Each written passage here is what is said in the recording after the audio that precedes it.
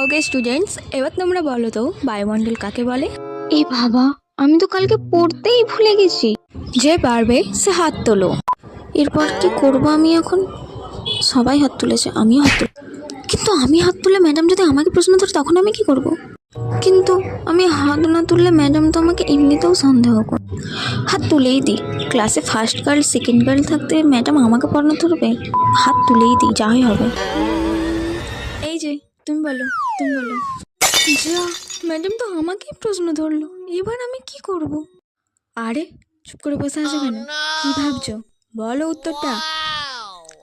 হ্যাঁ মানে ম্যাডাম, মণ্ডল পাড়ার উপর দিয়ে যে বায়ু বয়ে যায় তাকে বায়ুমণ্ডল বলে।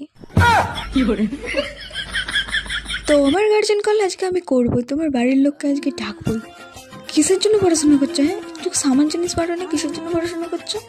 তোমার বাড়ির লোককে আজকে ডাকবোই।